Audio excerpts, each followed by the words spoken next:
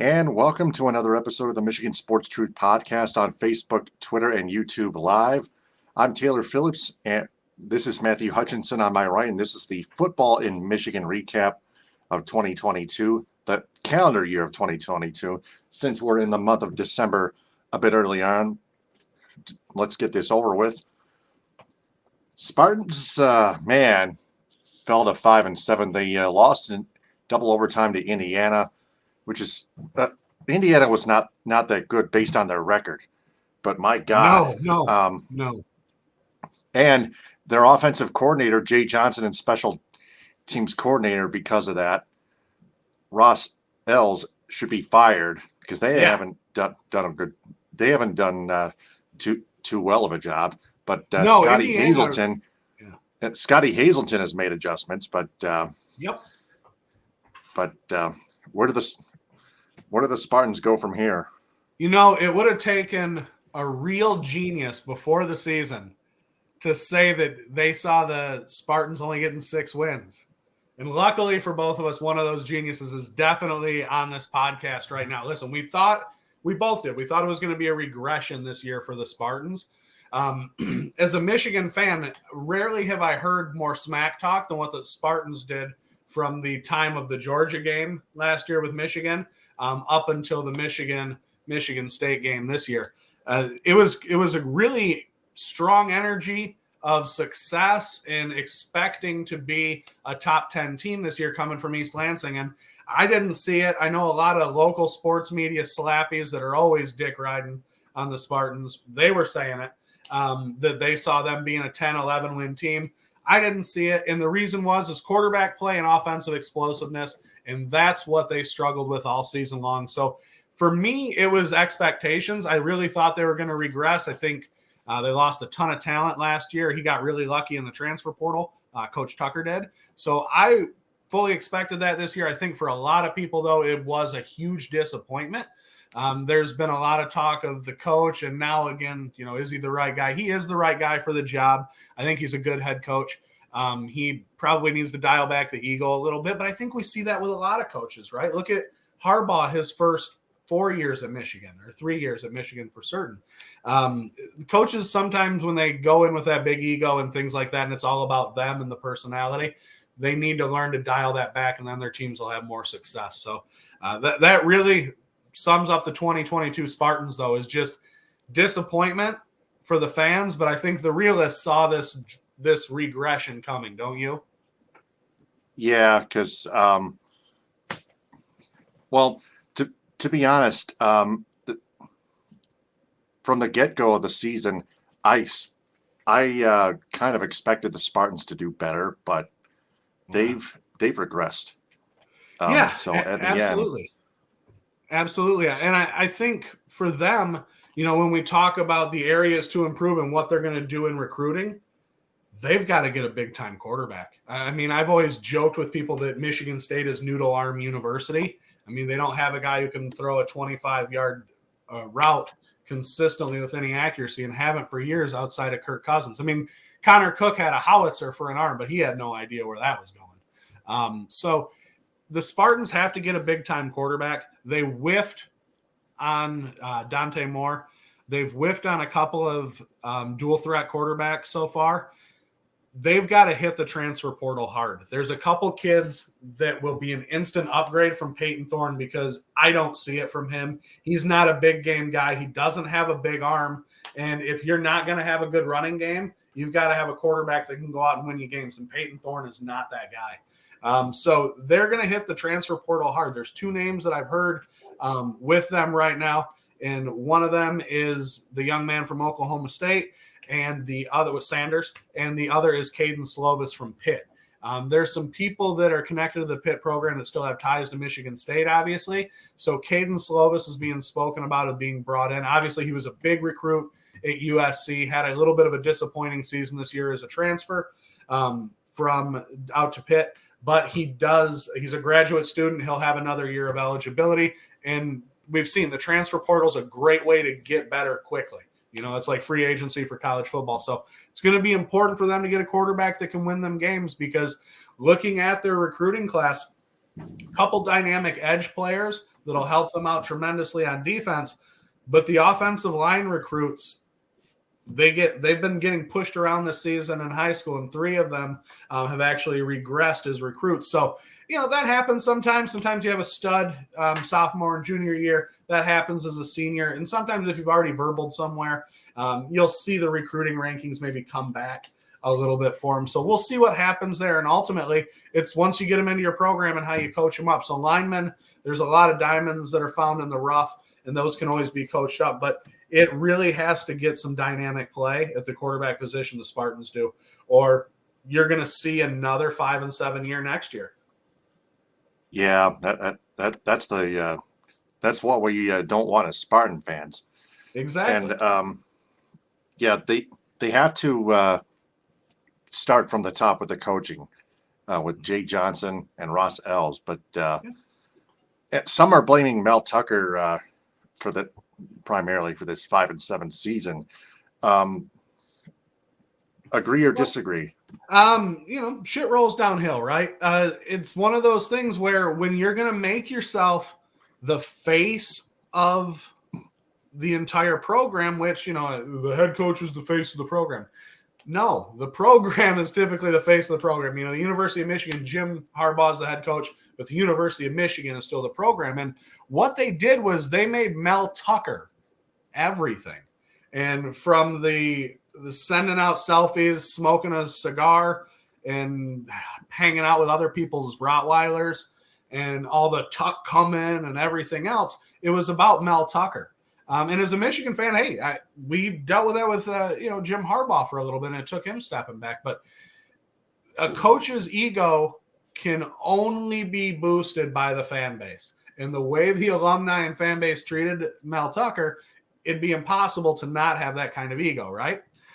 He didn't handle it well. He didn't handle the success well. But that happens with a lot of head coaches. And it's not like he's been a head coach for 15 years. So he didn't have a lot of experience to draw back on. So sometimes we don't handle success very well. And he didn't handle success well. It became about his ego. He didn't hit the transfer portal with as much, maybe I want to say scrutiny, with the players that he brought in. They had some unfortunate injuries early in the season. When you lose your best linebacker game 1, typically it's going to be hard to recover from that when you don't have someone with a lot of experience jumping in to play that position for you. So they had some unfortunate things, but what this has to get to is it Tucker's fault? Absolutely. He is the head coach. It rolls downhill. It all starts with him. It fed his ego, everything like that. And it got away from being this gritty, hardworking program.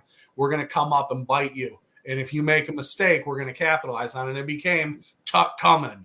We're the Spartan. And it was just this, like it was Florida State in the 90s or something. I didn't understand quite the confidence in the Spartans that last season. But regardless of that, he is the guy. They're married to each other. $95 million contract is going to do that. And he's a good coach. He's going to hit the transfer portal hard. If he doesn't bring in a superstar quarterback, though, Taylor, they're looking at the same situation next year. Struggling to make a bowl game. If he doesn't do it, then they'll be screwed. I agree. I agree. Ultimately, though, we'll see what happens over the next couple months because this transfer portal, the 45-day window opened on Monday after the conference title games. So we'll see what happens here in the next couple months. They've got 45 days to make those decisions and get to a new university. So we'll see what happens. That's going to be the biggest place where the Spartans can improve. And again, they get a dynamic playmaker. Sanders from Oklahoma State was the Big 12 Freshman of the Year in 2019. People can say he regressed or whatever, but when you have 4 years of film on someone, it's a lot harder for them to make adjustments if they don't improve leaps and bounds. So he coming to Michigan State, I think he could be a big deal. We'll see. I think Caden Slovis is probably the guy, though, that goes to Michigan State. All right. So speaking of the Wolverines, they've won first win in Columbus since 2022 years ago. Yep. They beat the Buckeyes 45-23. Yep. They outscored Ohio State 87-50 total in their last 2 meetings, including in Ann Arbor and in Columbus. Wow. Listen, and yeah. And then they beat Purdue in the Big Ten championship 44-23. Yep. Yeah, I mean, has there been a team that's made better second half adjustments? I don't remember a team in my 40 years on this planet. I don't remember a team that made second half adjustments the way these Wolverines do. There's been games where it's been a different team the second half, And in result, they absolutely. they outscored Ohio State and Purdue combined 57-12 in the second half total, especially without Blake Corum. Exactly, which glad because to hear they brought a game plan. They had other weapons. They made their second half adjustments, like you touched on. Absolutely, this is something that we kind of talked about before the season. Is what's the expectation now for Michigan? Is this going to be an every year thing, or is this a one and done? Right. This is something that I think Michigan fans can come to expect for them to be, especially once it goes to 12 teams, a playoff team every single year, but not being so bare at a position where we should have home run hitters coming back. Now, the second half of that Illinois game was real scary. We lose Corum. We don't have Edwards dressed. We've got redshirt and true freshmen in there and walk-ons. So it was a rough situation, but a great team comes through and finds a way to win, and that's what they did. And then to go to Columbus, I had just graduated high school. I was a freshman in college the last time they won in Columbus. So it was great to see that. Great win. Ironically enough, I was watching the game with the same people I was watching it with when they won last time in Columbus. So just nice to see that finally come back around. That team in the second half has been the best team in the country if we could just take the second half. And that includes Georgia. But this is something that Michigan fans should expect from now on. I mean, Jim Harbaugh's had 7 years to build his program. This is the program that we've always been hoping for and things like that from him. So this is something to expect consistently. I think the biggest surprise this year, though, was the jump that Blake Corum made. I mean, we all knew he was a good running back. He had a great year last year. He's a spark plug for the locker room. He's a great person off the field as far as in the student body. He is definitely a guy you can get behind and root for. But this season, he was phenomenal. He was one of the 5 best running backs in the entire country.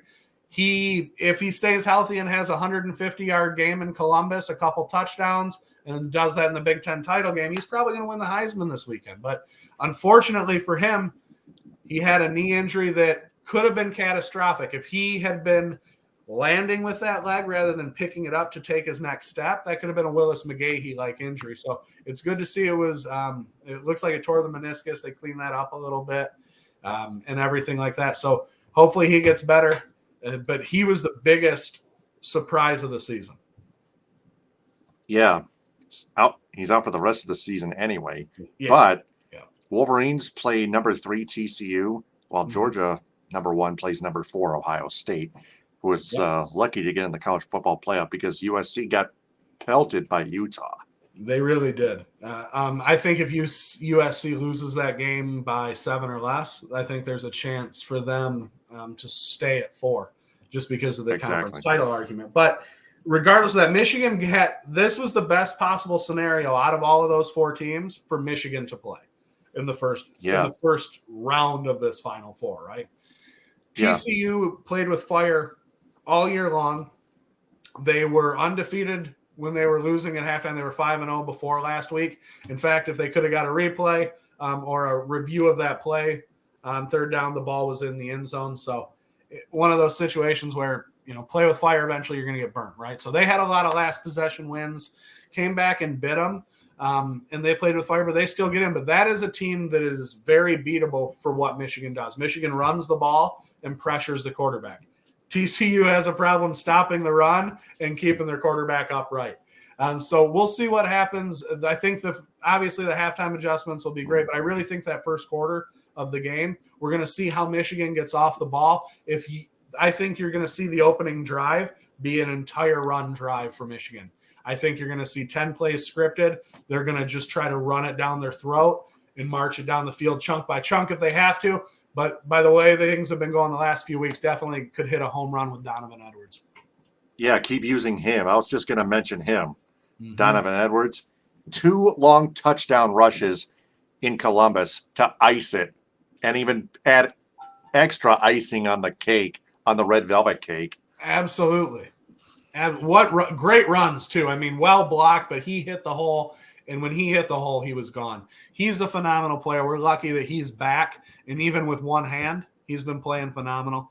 That was a great win. And that game was, I mean, obviously that blew up in the final 5 minutes, and it was great to see. But that was a close game up until then. So I'm happy with the TCU draw versus playing Ohio State again for the second time in just 3 games. I think that's a good thing to not have to play them again. I think Georgia's going to roll Ohio State, though, and then we'll see, hopefully, what happens in the rematch with Michigan and Georgia in there. So we'll see what happens there. I think it could not have been a better draw for Michigan, though, to get the Horned Frogs. Right.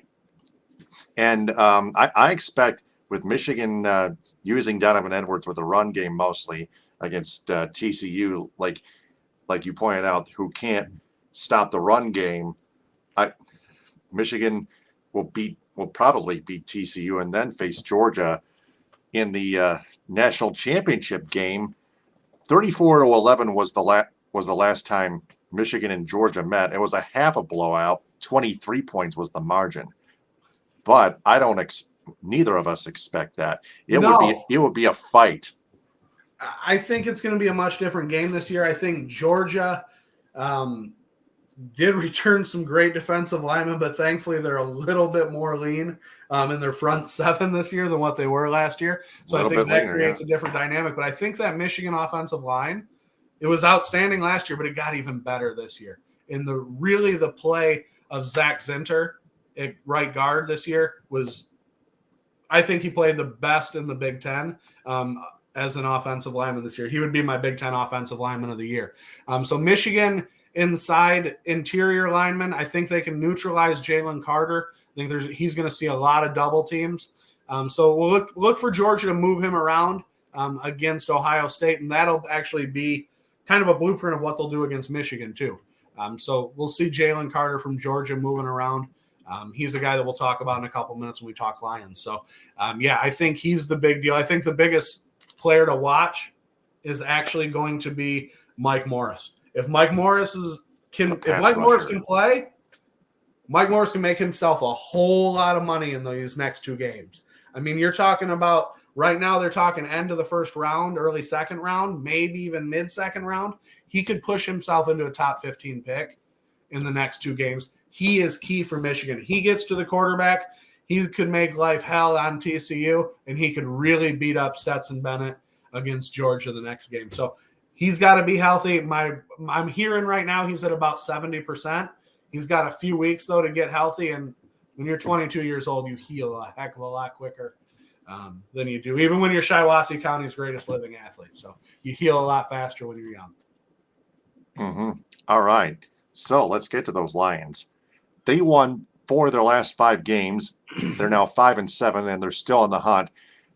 This past Sunday, a 40-14 win over the Jacksonville Jaguars were led by Trevor Lawrence. Mm-hmm. 0 punts by the Lions offense, mm-hmm.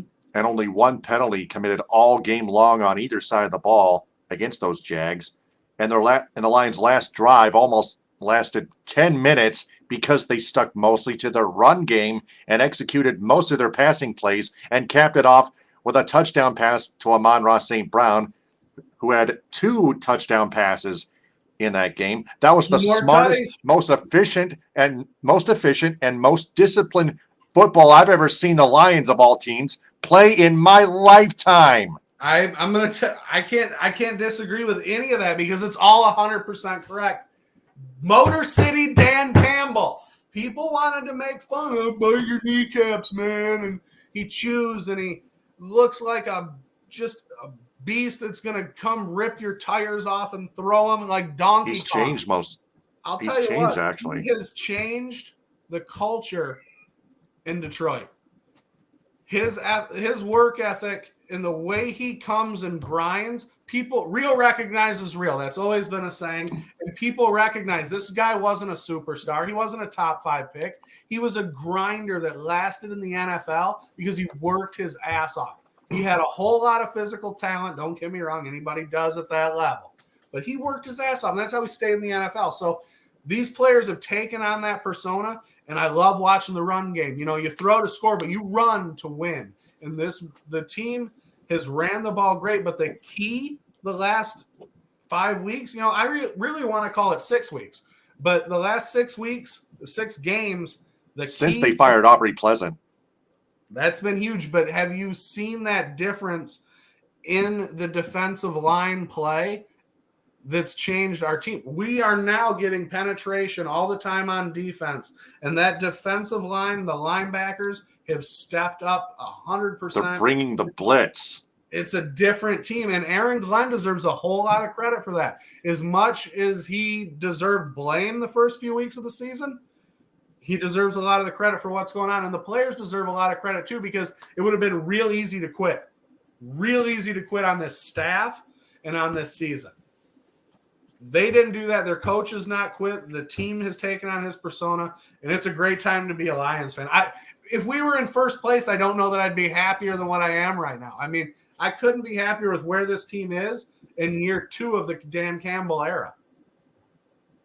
Wow. And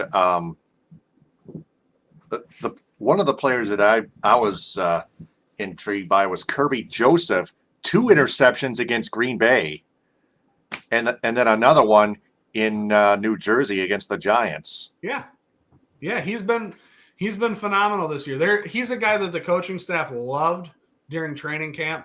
They were very high on him, but they also were very reluctant to let him know because they didn't know how. We talk about handling success. They didn't know how he would handle it because of he's boisterous. He's very confident in himself. But I think when they really were going through film, he is a grinder as well. You want to talk about a kid who's taken on the coach's persona and that whole coaching staff's persona. He has taken that on, and he takes it to heart, and he's a grinder. He has improved leaps and bounds since the beginning of training camp, and he's a guy that it looks like now could be an all-pro potential to have at safety, and that's a big deal. When you're able to get that kind of value there in the draft, that's what makes great teams, and that's hopefully the direction they're going, because he, like you said, he's been probably the biggest surprise of the season. I think we expected Amon-Ra St. Brown to have this kind of jump.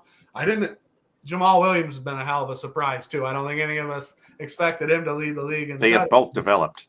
Yeah, he's been phenomenal. Penei Sewell's been great. Hutch has been phenomenal.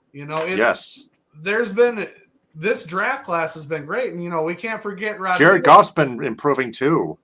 Jared Goff can win you football games. There's a reason he was the number 1 pick in the draft. I mean, guys, we've seen some bust and everything else in the top of the draft, but there's a reason guys go number 1. It's not just out of nowhere. So he's got a ton of talent. He doesn't lose you games. He doesn't have an arm like he doesn't have an Aaron Rodgers arm or a Matt Stafford arm that we were used to. He wins you games in the way that they've won games this year by running the football and playing defense. And, we throw to score, but they've been running the ball to win games.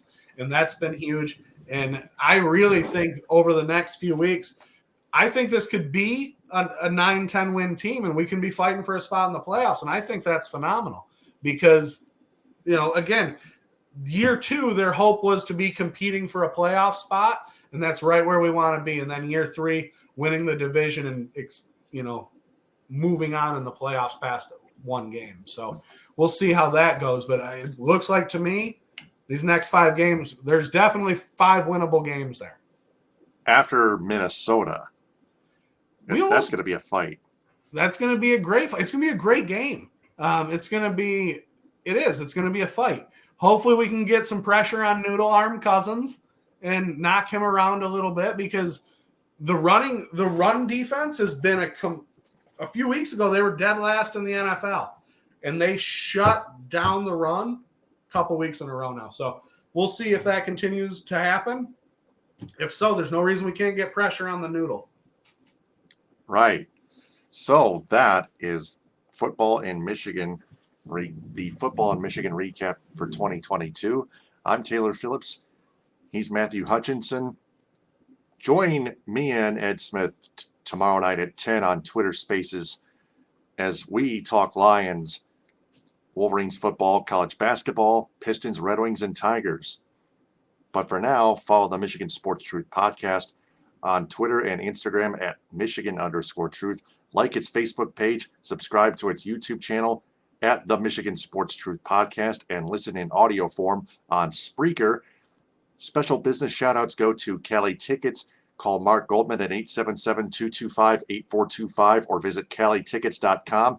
Creative embroidery of Cadillac for designing the Michigan Sports Truth podcast logo on my long sleeve shirt and t-shirt. And United Food Service Solutions of Grand Ledge, Michigan, where Jim Lyons works. The Michigan Sports Truth podcast is a presentation and production of Phillips Media.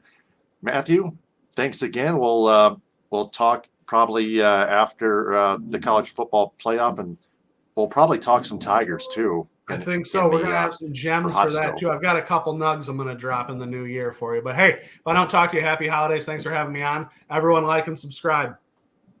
Yes. Hit them with a hind. Case closed. Power to the people. Ta-ta.